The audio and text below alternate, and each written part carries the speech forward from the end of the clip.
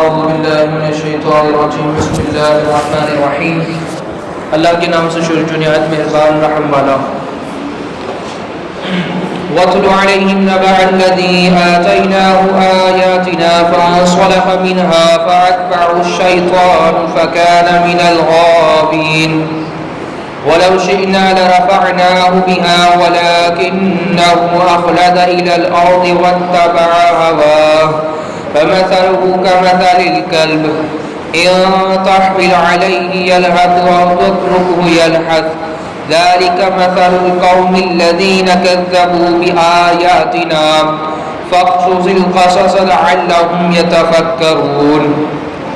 ترجمہ: اے محبوب انہیں اس کا احوال سناؤ جسے ہم نے اپنی آیتیں دیں تو وہ ان سے صاف نکل گیا، تو شیطان ان کے پیچھے لگا تو گمراہوں میں ہو گیا، اور ہم چاہتے تو آیتوں کے سبب اس سے اٹھا لیتے، مگر وہ تو زمین پکڑ گیا اور اپنی خواہش کا تابع ہوا، تو اس کا حال کتے کی طرح ہے.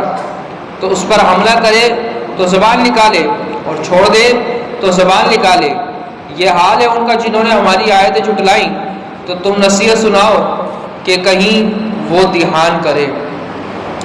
تو رب تبارک و تعالیٰ نے جو واقعہ بیان کیا ہے بلعام بن باعورہ کے متعلق، یہ تو مفسرین نے اس کے اور بھی بیان کیا اس کے متعلق، لیکن اکثر مفسرین کا یہ ہے کہ یہ بلعام بن باعورہ کے متعلق آیت مبارکہ نازل ہوئی ہے. اب یہ بلعام بن باعورہ کون تھا اور اس نے کیا کام کیا تھا؟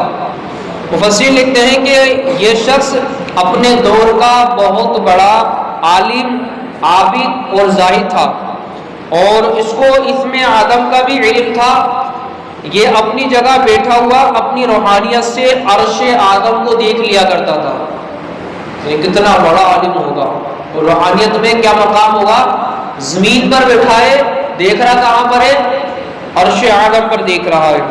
اور بہت ہی مستجاب دعویٰ تھا کہ اس کی دعائیں بہت زیادہ قبول ہوا کرتی تھی.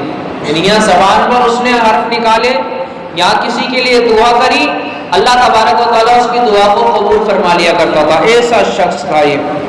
اس کے شاگردوں کی تعداد بھی بہت زیادہ تھی. مشہور ہے کہ اس کی درسگاہ میں طالب علموں کی دعوتیں 12,000 تھی. جب حضرت موسیٰ علیہ السلام قوم جبارین سے جہاد کرنے کے لیے بنی اسرائیل کے لشکر کو لے کر روانہ ہوئے تو پھر بلعام بن باعورہ کی قوم اس کے پاس گھبرائی ہوئی آئی اور کہا کہ حضرت موسیٰ علیہ السلام بہت ہی بڑا اور نہایتی طاقتور لشکر لے کر حملہ آور ہونے والے ہیں، اور وہ چاہتے ہیں کہ یہ لوگ ہمیں ہماری زمینوں سے نکال کر یہ زمین اپنی قوم بنی اسرائیل کو دے دیں. اس لیے آپ حضرت موسیٰ علیہ السلام کے لیے ایسی بددعا کر دیجئے کہ وہ شکست کھا کر واپس چلے جائے. چونکہ آپ مستجاب دعوت ہیں اس لیے آپ کی ضرور دعا قبول ہوگی. یہ سن کر بلعام بن باعورہ کانپ اٹھا، کہنے لگا تمہارا برا ہو، خدا کی پناہ حضرت موسیٰ علیہ السلام اللہ عز و جل کے رسول ہیں اور ان کے لشکر میں مومنوں اور فرشتوں کی جماعت ہے، ان میں بلا میں کیسے اور کس طرح بددعا کر سکتا ہوں. یعنی اس نے بالکل صاف انکار کر دیا اس سے بددعا کرنے سے. لیکن اس کی قوم نے رو رو کر گڑ گڑا کر اس طرح اصرار کیا کہ اس نے یہ کہہ دیا کہ استخارہ کر لینے کے بعد، یعنی اللہ تبارک و تعالیٰ سے مشورہ کرنے کے بعد میں پھر تمہیں بتاؤں گا، تو اگر مجھے اجازت مل گئی تو بددعا کر دوں گا، مگر استخارہ کے بعد جب اس کو بددعا کی اجازت نہیں ملی تو اس نے صاف صاف جواب دے دیا کہ اگر میں بددعا کروں گا تو میری دنیا و آخرت برباد ہو جائے گی. پھر دوبارہ قوم نے اصرار کیا دوبارہ آپ ایسا کریں، استخارہ کریں. تو اس نے دوبارہ استخارہ کیا، دوبارہ رب سے مشورہ کیا، تو پھر کوئی جواب نہ آیا. اس بلعام بن باعورہ نے اپنی قوم سے کہا کہ اب کی بار بھی کوئی جواب نہیں آیا. تو ان کی قوم کے جو عبائدین تھے، سردار تھے، جو بڑے تھے، انہوں نے کہا دیکھو اب اللہ تبارک و تعالیٰ سے کوئی جواب نہیں آیا تو یہ کہ اس کا مطلب یہ ہے کہ تم بددعا کر دو. اس طرح اس کو بھگانے لگے، اور اس کے بعد اس کی قوم نے بہت سارے گرا قدر اس کو تحائف دیے اور ہدیہ دیا، اس کی خدمت میں پیش کر کے بے پناہ اصرار کیا، یہاں تک کہ بلعام بن باعورہ پر حرص اور لالچ کا بھوت سوار ہو گیا. یعنی اتنا سارا مال، اتنے سارے تحفے جب اس نے دیکھے تو اب حرص اور لاج کا مال اس پر سوار ہوا، وہ سوار ہوا اور وہ مال کے جال میں پھنس گیا، اپنی گدی پر سوار ہو کر بد دعا کے لیے چل پڑا۔ یعنی وہ اقرار کر لیا، اس نے اصرار کر لیا کہ چلے میں بد دعا کے لیے چلتا ہوں۔ اب وہ گدی پر بیٹھتا ہے پہاڑ پر جانے کے لیے کہ وہاں جا کر میں حضرت موسیٰ علیہ السلام اور ان کی قوم کے لیے بد دعا کروں، تو رستے میں بار بار اس کی گدی ٹھہر جاتی اور منہ موڑ کر بھاگ جانا چاہتی تھی، مگر یہ اس کو مار مار کر آگے بڑھاتا، یہاں تک کہ گدی کو اللہ تبارک و تعالیٰ نے قوت گویائی یعنی بولنے کی طاقت عطا فرمائی، اور اس نے کہا کہ افسوس اے بلم بن باورا، تو کہاں اور کدھر جا رہا ہے؟ دیکھ میرے آگے فرشتے ہیں جو میرا راستہ روکتے اور مجھے آگے جانے سے میرے منہ کو موڑ دیتے اور مجھے پیچھے کی طرف دھکیل دیتے۔ اے بلم تیرا برا ہو کہ تو اللہ کے نبی اور مومنین کی جماعت پر بد دعا کرے گا۔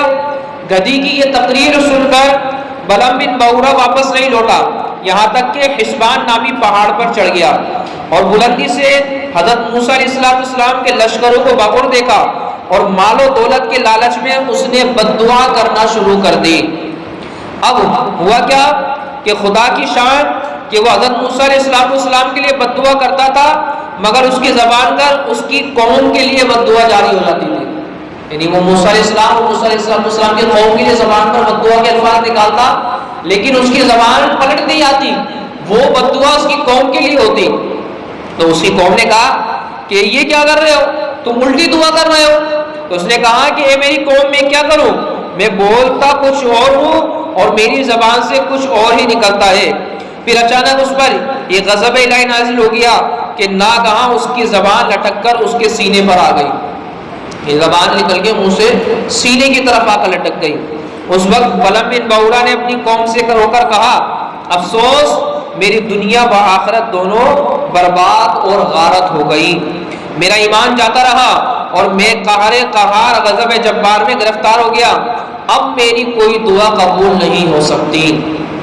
تو اس پر کہا کہ مگر میں تم لوگوں کو مکر کی ایک چال بتاتا ہوں، یعنی کافر ہونے کے بعد اور اس طرح اللہ کے قہر و غضب میں اس پر نازل ہوا اور غضب اس پر آیا، اس کے باوجود اس نے ایک چال بتائی، اس نے ایک مکر بتایا، اس نے کہا کہ میں تمہیں ایک چال بتاتا ہوں، تم ایسا کرو کہ شاید موسیٰ علیہ السلام کے لشکروں کو شکست ہو جائے، تم لوگ ہزاروں خوبصورت لڑکیوں کو بہترین پوشاک اور زیورات پہنا کر بنی اسرائیل کے لشکر میں بھیج دو، اگر ان کا ایک آدمی بھی زنا کرے گا تو پورے لشکر کو شکست ہو جائے گی۔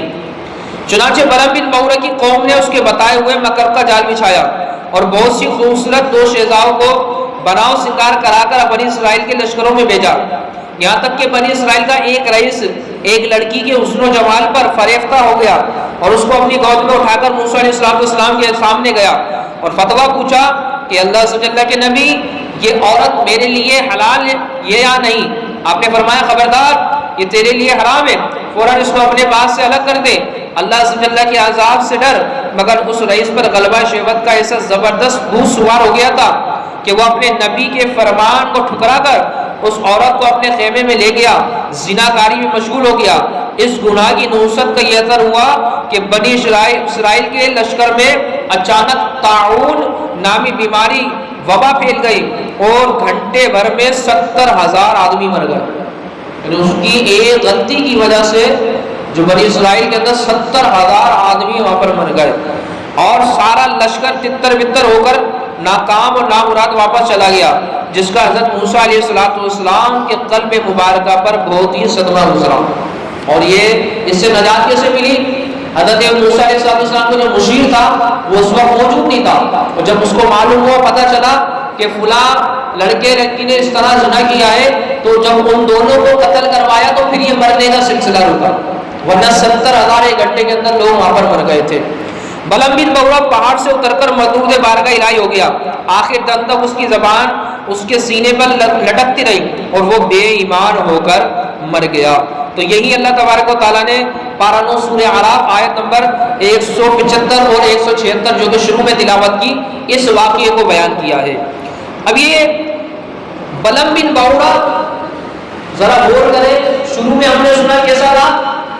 عابد تھا، زاہد تھا اور دعا جو زبان سے نکالتا تھا قبول ہو جاتی. زمین پر بیٹھتا تو عرش اعظم کو دیکھتا. اور یہ کافر کیوں ہو گیا, بے ایمان کیوں ہو گیا, اس پر یہ قہار غضب کیوں نازل ہوا؟ تو علماء فرماتے ہیں, روایت ہے کہ بعض انبیاء کرام نے خدا تعالیٰ سے دریافت کیا کہ تو نے بلم بن باورا کو اتنی نعمتیں عطا فرما کر پھر اس کو کیوں اس قہر اور مذلت میں گرا دیا, یعنی اس ذلت میں گرا دیا, اس طرح قہر نازل کیا اس پر. تو اللہ تبارک و تعالیٰ نے فرمایا کہ اس نے میری نعمتوں کا کبھی شکر ادا نہیں کیا تھا. میں نے اس کو اتنی ساری نعمتیں دی تھی, اس نے میری نعمتوں کا کبھی شکر ادا نہیں کیا تھا. اگر وہ شکر گزار ہوتا تو میں اس کی کرامتوں کو سلب کر کے اس کو دونوں جہاں میں اس طرح ذلیل اور خوار اور خائب اور خاسر نہ کرتا.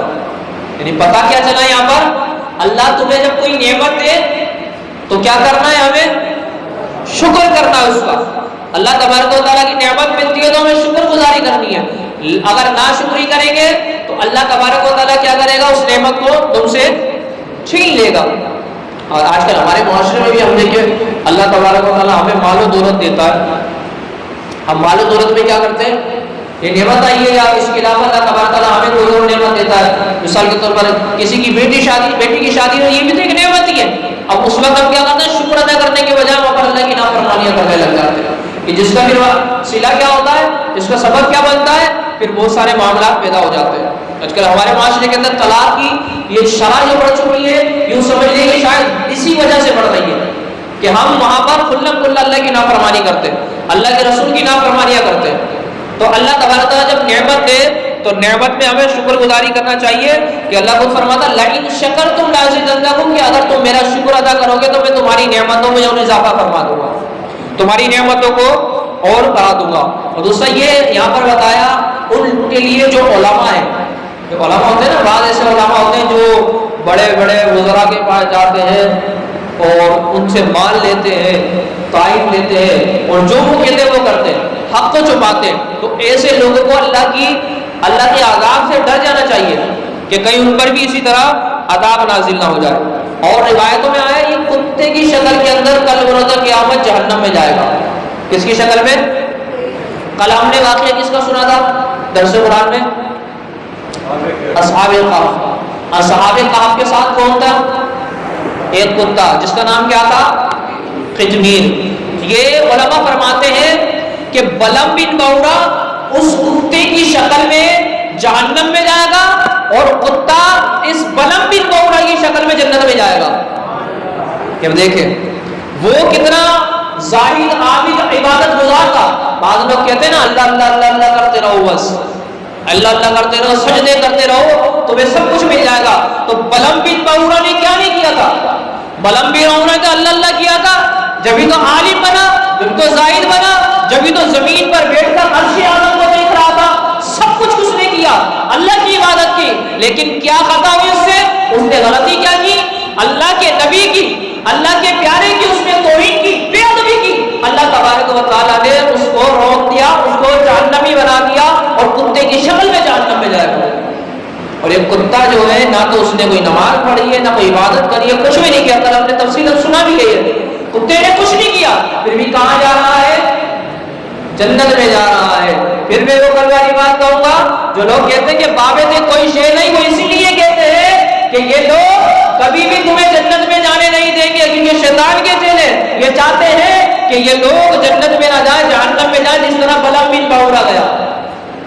بلم بن باورا جس طرح جہنم میں گیا بے ادبی کر کر, تو یہ لوگ بھی بابوں کی بے ادبی کرے, اللہ کے نبیوں کی بے ادبی کرے, اللہ کے محبوبوں کی بے ادبی کرے, اللہ ان کی عبادت ان کے منہ پر مار دے اور ان کو جہنم رسید کر دے. تو یہ اللہ کے محبوبوں کی پیاروں کی کبھی بے ادبی نہیں کرتا, وہ چاہے انبیاء ہو, صحابہ ہو, اولیاء ہو, صدیقین ہو, شہداء ہو, جو اللہ کے محبوب بندے ہیں, کبھی بھی اپنی زبان ان کے لیے نہ کھولنا, کبھی نہیں کھولنا. کتنے بڑے تم عبادت گزار نہ بن جاؤ, کتنے ہی تم اللہ تبارک و تمہیں مقام و مرتبہ دے, کتنا ہی تمہیں نعمتیں مل جائیں, کبھی بھی ان اللہ کے پیاروں کے بارے میں اپنی زبان کو نہ کھولنا, ورنہ سب کچھ اکاڑا چلا جائے گا, سب کچھ بیکار ہو جائے گا. آج کسی کے بعد تھوڑا علم آ جاتا ہے نا، 4 کتابیں پڑھ لیتا ہے تو وہ پھر اپنے آپ کو پتہ نہیں کیا سمجھنے لگ جاتا ہے۔ آج دیکھیں امیر اہل سنت دامت برکاتہم علیہ پر آپ دیکھیں آج اس پرفتن دور کے اندر امیر سنت نے کتنا دین کا کام کیا ہے۔ آج دیکھیں امیر سنت پر کس طرح لوگ طرح طرح کی باتیں کرتے ہیں۔ امیر سنت اگر کیڑا کاٹنے کا طریقہ بتا رہے تو لوگوں نے اس کا مذاق بنا دیا۔ امیر سنت نے کیلا رکھنے کا طریقہ بتا دیا، لوگوں نے اس کا مذاق بنا دیا۔ اب یہ بتائیں کہ کیڑا کاٹنے کا طریقہ بتانا ناجائز حرام ہے؟ کیا کیلا رکھنے کا طریقہ بتانا، آداب بتانا یہ کوئی ناجائز حرام ہے؟ یہ ایسی چیزیں بتانا اس پر مذاق بنایا جا رہا ہے، شریعت کے مسائل بتا رہے تو اس پر مذاق بنایا جا رہا ہے۔ تو بھائی یہ لوگ اللہ کے ولیوں کا مذاق بناتے ہیں، کیوں بناتے ہیں؟ اس لیے کہ جہنم میں خود بھی جانا چاہتے ہیں اور تمہیں بھی اپنے ساتھ لے جانا چاہتے ہیں۔ ان کو ڈیوٹی دی گئی ہے، جس کو جس چیز کی ڈیوٹی ملتی ہے نا وہ وہی کام کرتا ہے۔ سمجھ میں آتا ہے نا بات؟ سمجھے، ان کو ڈیوٹی یہ ملی ہے کیونکہ شیطان خود جہنم میں گیا، شیطان کے چیلے بھی وہاں جائیں گے، اب اس کے چیلے اپنے ساتھ کہاں لے کر جانا چاہیں گے؟ وہ تو بھریں گے نا، اپنا گھر تو بھریں گے، ان کا گھر ہی جہنم ہے، شیطان کا گھر ہی جہنم ہے ہمیشہ کا۔ وہ جنت سے تو نکال دیے گا، یہ تو نہیں کہ وہ جنت میں جا رہا شیطان ہمیشہ کہاں رہے گا؟ جہنم ہی ہے وہ تو۔ اس کے چیلے بھی وہاں جائیں گے، اس کے چاہنے والے بھی وہاں جائیں گے اور اس کو سپورٹ کرنے والے بھی وہاں جائیں گے۔ اللہ تبارک و تعالیٰ یسوع سے ہمیں بچائے، یسوع کی صحبت سے بچائے، اور اللہ تبارک و تعالیٰ ہمیں گستاخوں سے بچنے، ان کی صحبت سے دور رہنے کی توفیق عطا فرمائے۔ آمین بجاہ النبی صلی اللہ تعالیٰ علیہ وسلم۔